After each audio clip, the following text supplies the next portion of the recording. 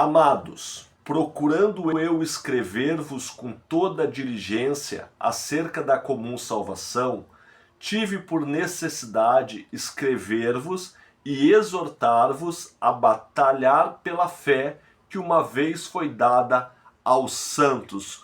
Com esse texto da carta de Judas, no versículo 3, capítulo único e versículo 3, nós estamos dando início ao primeiro trimestre do ano de 2025 das lições da Escola Bíblica Dominical. Você está no canal O Crente que Frequenta EBD é Diferente, do presbítero Isaías Gonçalves.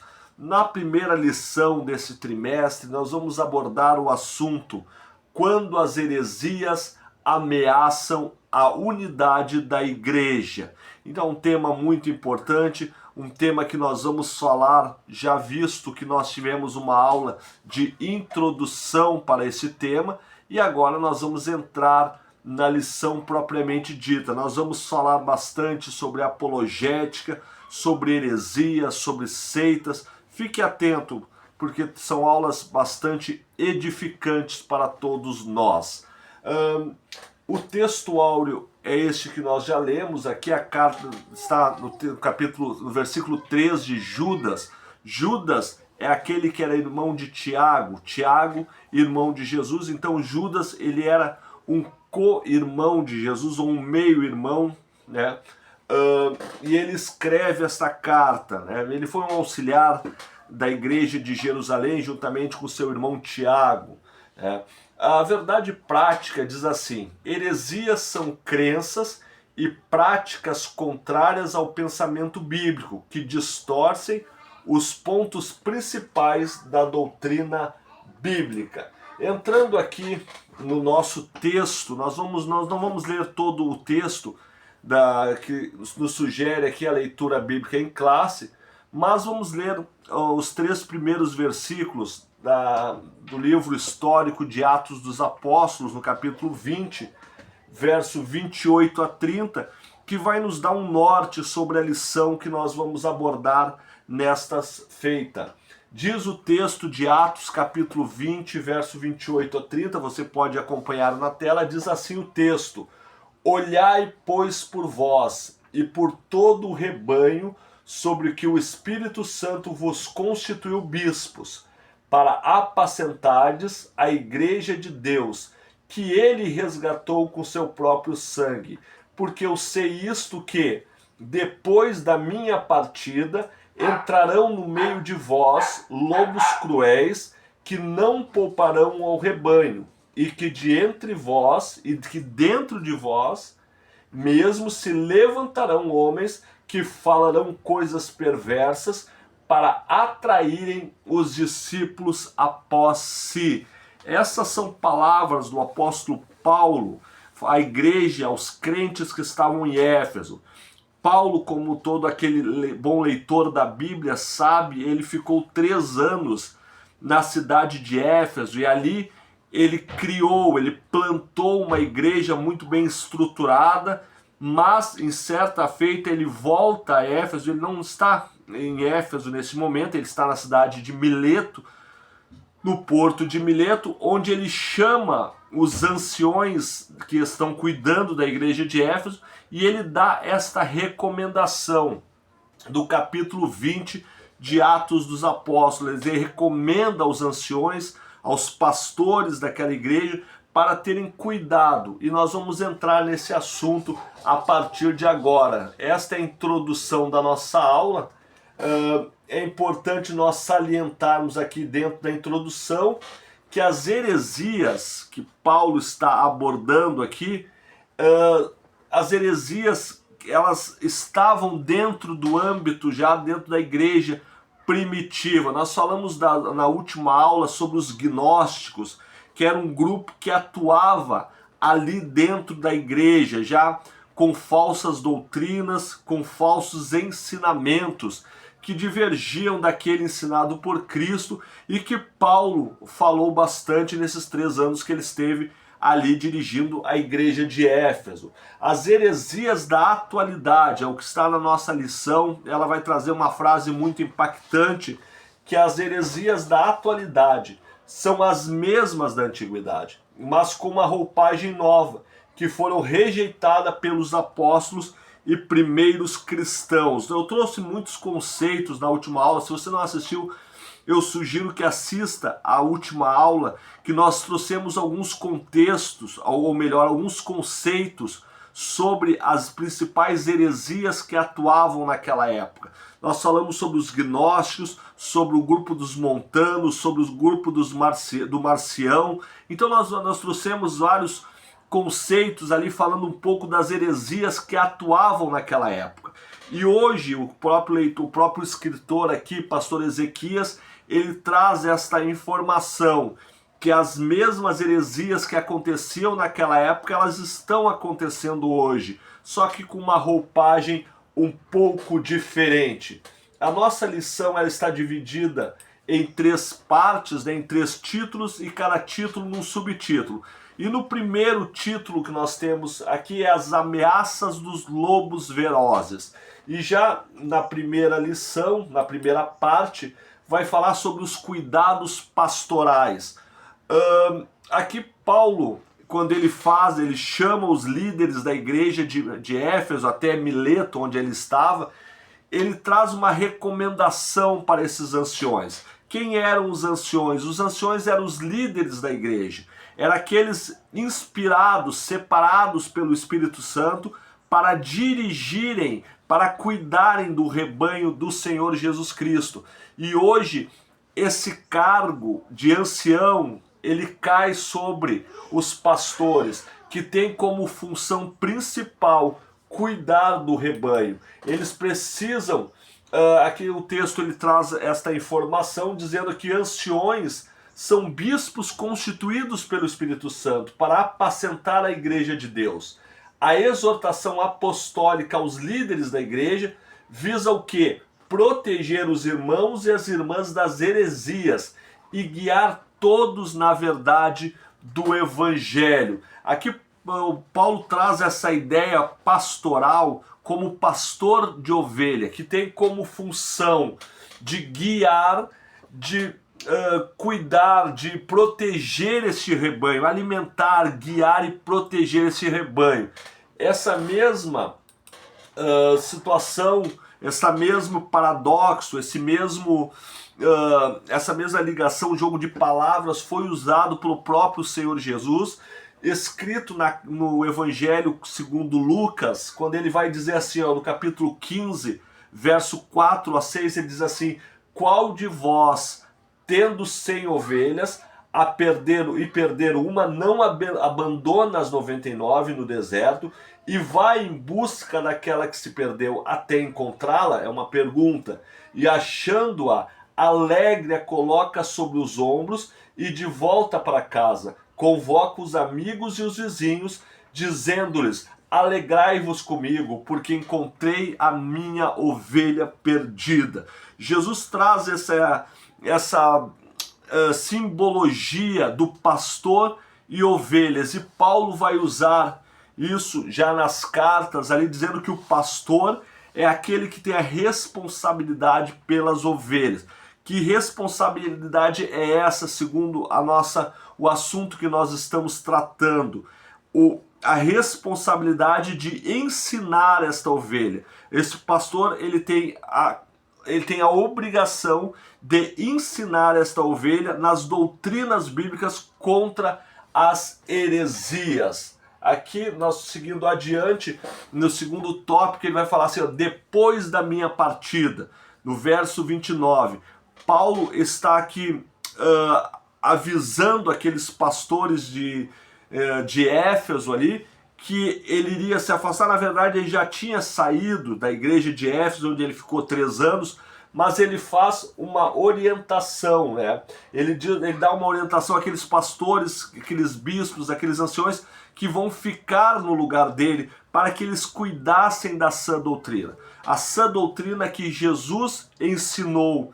Paulo entendeu muito bem essa sã doutrina e ele passa para esses anciões, ele cria, dentro das igrejas que Paulo plantava, era uma preocupação dele muito grande de ensinar a verdadeira doutrina e combater as heresias. E aí agora Paulo está se afastando da igreja de Éfeso, onde ele ficou 3 anos ensinando esta igreja, e ele chama aqueles bispos, aqueles anciões, para que vão receber essa incumbência. Eles foram separados pelo Espírito Santo e Paulo ele vai incumbir esses homens de cuidar da sã doutrina, porque 2 ameaças se estavam chegando. Nós temos aqui na parte 1.3 a origem dos falsos mestres. E o texto que nós já lemos, e nós podemos até dar uma olhada novamente, que é muito interessante, o Atos capítulo 20 e o verso 29 diz assim: porque eu sei isto, que depois da minha partida, ele fala de 2 grupos que irão surgir. Primeiro ele diz que entrarão no meio de vós. É um perigo externo, os lobos cruéis. Com qual intenção? Que não perdoam o rebanho. É aquelas heresias que vêm de fora. Lembra que o nosso escritor, no início da nossa aula, ele disse que as antigas heresias, elas se apresentam nos dias de hoje com uma roupagem diferente, mas as heresias são as mesmas. E qual a intenção desses lobos cruéis? É contaminar, é trazer algo que não está nessa doutrina, uma doutrina diferente. E aqui Paulo ele fala do fator externo, que vai vir de fora, lobos cruéis que vão contaminar esta igreja. E ele dá um segundo alerta, um segundo perigo. Ele fala, além de um perigo externo, Paulo trata de um perigo interno.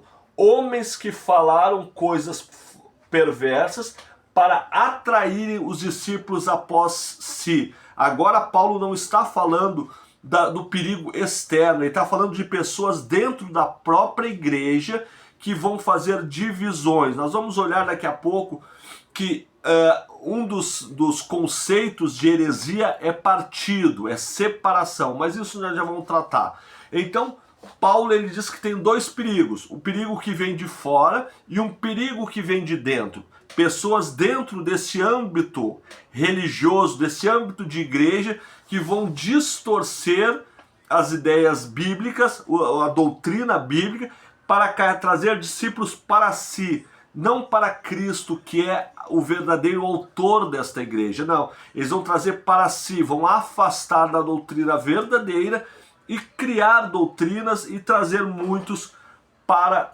andar com eles. Então esta é a grande preocupação do apóstolo Paulo. Aqui nós temos na parte 2 uma outra subdivisão que vai trazer o título apologética. Na última aula nós já falamos sobre a questão da apologética, a definição, o conceito de apologética. O que vem a ser apologética? Aqui nós vamos trazer um novo conceito, né, para agregar com aquele que nós já temos. A apologética cristã é a defesa lógica e racional da fé. Aí não temos como não ligarmos aquilo que Paulo falou à igreja de Roma, capítulo 12, o verso 2, ali, que quando ele diz assim, o verso 1, rogo-vos, pois, irmãos, pela compaixão de Deus, que apresenteis os vossos corpos como sacrifícios vivos, santo e agradável a Deus. E aí ele vai dizer no verso 2, não vos conformeis com este mundo, mas transformai-vos pela renovação do vosso entendimento, para que possais compreender qual é a boa, perfeita e agradável vontade de Deus. Ele está falando de um conceito, de um raciocínio, de uma fé que ela é baseada no raciocínio. Então a apologética, ela traz isso. Ela traz não uma fé irracional, não. Ela traz um conceito de racionalidade da fé. E adiante aqui nós podemos citar também que apologia, numa tradução literal, ela vai dizer que sempre preparados para uma defesa. Como é que a gente pode entender a questão da apologia? Os cristãos apologéticos, qual era a função deles? Era defender a doutrina bíblica. Quando surgiam os grupos que tentavam mudar ou trazer algo que eles consideravam diferente da doutrina bíblica, os pais apologéticos, aí a palavra apologia, apologéticos, eles faziam a defesa da fé, baseado nos escritos, baseado nos evangelhos, nas cartas de Paulo. Claro que naquele momento ali da igreja primitiva, as cartas ainda não estavam bem definidas, os evangelhos ainda precisavam ter algumas avaliações, né? Mas eles já tinham esses acesso aos ensinamentos de Cristo. E nós não podemos esquecer também da tradição oral, né? Nós temos que naquele momento existiam os escritos, mas também tinha o testemunho. Se nós pensarmos que João ele vai morrer por volta do ano 100 depois de Cristo, e que quando ele morre ele já tem contato com Policarpo de Esmirna, e Policarpo de Esmirna ouviu muitos testemunhos de João, e ele vai seguindo adiante com esses testemunhos. Então tem a tradição oral, além da tradição escrita naquele momento. E mais uma questão aqui, a apologética mostra que o cristianismo ele é racional. Ele também tem uma racionalidade, embora ele trabalhe com o sobrenatural, ele também é racional. Seguindo adiante aqui no nosso estudo, por que devemos combater as heresias? Nós pulamos aqui uma parte, né, o que a defesa de Pedro se refere, mas eu pulei propositadamente porque na parte adiante aqui nós vamos chegar a essas conclusões, né? Por que devemos combater as heresias? Primeiro ponto, para a defesa própria. Paulo escrevendo a Timóteo no capítulo 4 e o verso 16, ele vai dizer: tem cuidado de ti mesmo e da doutrina, persevera nessas coisas, porque fazendo isso te salvarás tanto a ti mesmo como aqueles que te ouvem. Paulo está dizendo ao seu filho na fé, Timóteo, para que ele tenha cuidado da doutrina. Aquilo que ele aprendeu, lembra que Paulo falava da fé não fingida da mãe de Timóteo, Lloyd, né? E Eunice, da sua avó, Lloyd. Então Timóteo tinha essa raiz, tinha essa essência. E aí Paulo vai dizer, olha, cuida dessa doutrina, para não te desviar dela. Então o primeiro objetivo, porque devemos combater as heresias, é para a nossa própria defesa. Continuando aqui, na parte B, vai dizer que é para ajudar os outros na compreensão da própria fé. Esse embate sobre as crenças, ele deve ocorrer de maneira respeitosa e com argumentos de fundamentação bíblica, né? Hoje nós temos muitos assuntos que acabam rodeando o meio do cristianismo, algumas questões, e que aqui uma orientação aqui que Paulo dá, que esses embates eles devem ocorrer de maneira respeitosa, né? E com fundamentação bíblica, nada do achismo, né? Daquilo que eu penso, daquilo que eu não, é o que a Bíblia diz sobre os assuntos. Então nós aí chegamos a uma conclusão exata para combater as heresias que estão aí. E eu abro um parênteses para dizer que como tem heresias se levantando. Se nós olharmos as redes sociais de alguns líderes religiosos que trazem muitas heresias, coisas que não têm uma fundamentação bíblica, coisas que surgem nos seus pensamentos e eles tentam trazer para dentro da igreja, dentro do cristianismo. Mas nós, como defensores desta palavra, da Bíblia Sagrada, nós somos os apologéticos dessa época. Nós precisamos nos basear na palavra de Deus e defender esta palavra, essa sã doutrina. Assim como foi Paulo um dia, assim como foi na época dos pais da igreja, Orígenes, entre outros, na escolástica teve também outros defensores. Nós precisamos, no nosso tempo, os defensores desta palavra, os apologéticos somos nós temos que estar posicionando-nos contra as heresias. Continuando aqui, já partindo para o final da nossa aula, nós temos um outro conceito que diz aqui o que são heresias, né? A heresia, ela tem duas ideias dentro do Novo Testamento. Primeiro, ela vem de uma palavra grega, aireses, né?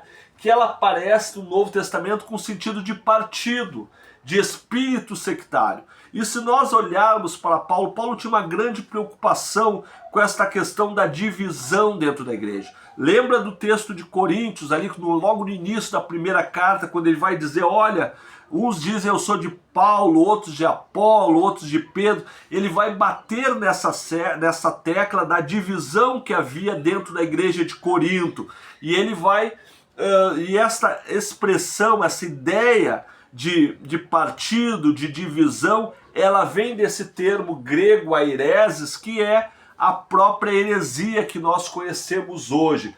Paulo adverte para que não haja no seio da igreja essas divisões, ou esses partidos, ou essas aireses, e condena as inovações doutrinárias que causam essa divisão de partidos, dissensões, né?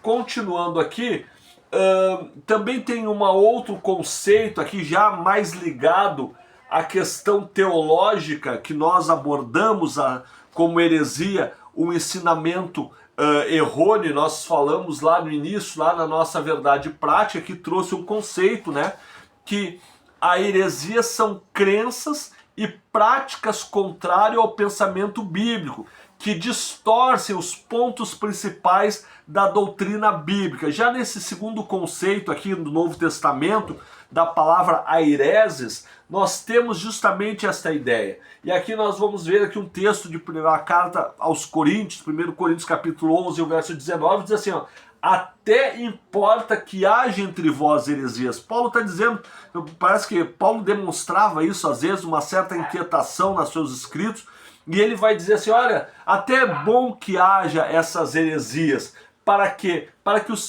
sinceros se manifestam entre vós. É mais ou menos a ideia daquilo que nós falamos hoje, né? Que essas heresias, elas surgem para que os verdadeiros levantem sua voz. Então Paulo está recomendando isso. Paulo não está dizendo que, olha, as heresias é normal que aconteça. Não, ele está dizendo que é bom que aconteça para quê? Para que tenha uma voz dos defensores da verdadeira doutrina, os percursores. Sempre Deus tem os percursores, sempre aquele que no momento de caos, no momento de crise, Deus sempre levanta alguém. Foi assim no Antigo Testamento, foi assim na época das igrejas, da igreja primitiva, e é até hoje, até os dias de hoje. Aqui Gálatas 5:20 também vai falar mais uma vez desse termo aireses, quando Paulo está falando ali aos Gálatas do fruto do Espírito e dos frutos da carne. E aí dentro dos frutos da carne ele vai citar idolatria, feitiçaria, inimizades, porfias, emulações, iras, pelejas, dissensões e heresias. Ele vai tratar heresias como fruto da carne, né? Já partindo para o final, aqui nós temos a resposta daquela parte que nós passamos ali. O que Pedro diz a respeito das heresias? Pedro vai dizer ali na sua segunda carta, no capítulo 2, verso 1, e também houve entre o povo falsos profetas, como entre vós haverá também falsos doutores. Pedro traz duas ideias aqui muito interessantes, que é falsos profetas e falsos doutores. Lembra da igreja de Antioquia que tinha mestres e profetas? A parte espiritual e a parte do conhecimento. Nessas duas áreas aqui, Pedro está dizendo que vai ter falsos profetas e falsos doutores também. E aí ele vai dizer que introduzirão encobertamente heresias de perdição e negarão o Senhor que os resgatou, trazendo sobre si mesma repetida perdição. Nós podemos ver ali nos conceitos que eu trouxe na última aula que uma das maiores heresias era a desqualificação de Cristo como Deus, de Jesus como Deus. Nós tivemos ali, por exemplo, os gnósticos que apresentavam Jesus como um ser humano, né? Ou melhor, um Deus e não um ser humano, foi bem pelo contrário, né? Então nós temos muitas teorias, principalmente das heresias iniciais ali, falando que Cristo não era Deus. Também tivemos muitas teorias, falsas teorias ali no início da igreja primitiva, que apresentava o Espírito Santo como apenas uma influência, um vento, não, mas não como Deus. E aí isso foi combatido pelos pais apologéticos, até que chegou o momento dos concílios que se determinou, através de um exame dos evangelhos, dos escritos, que sim, Jesus era Deus, Jesus é Deus, e que o Espírito Santo também é Deus. Aqui já partindo de agora, né, para a parte final, nós temos uma pergunta. O autor, o escritor aqui, pastor Ezequias, ele nos lança uma pergunta, que vai ficar como reflexão da primeira aula do primeiro trimestre do ano de 2025. Ele vai dizer assim, ó: estamos a fazer pela verdade o que esses agentes da heresia fazem pela mentira? Ele está convocando a igreja, os verdadeiros, os fiéis, para se levantarem como homens da apologética, que façam apologia, defesa da verdadeira,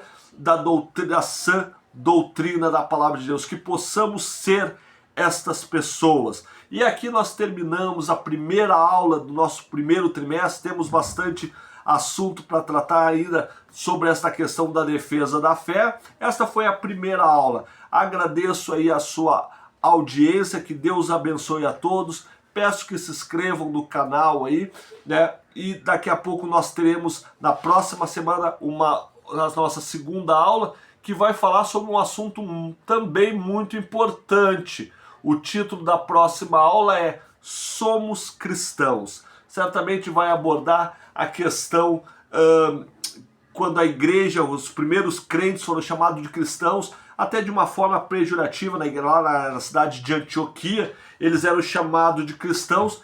Eles tentavam de forma pejorativa porque aqueles que andavam com Cristo. Mas isso é assunto para a próxima aula. Deus abençoe a todos, em nome de Jesus.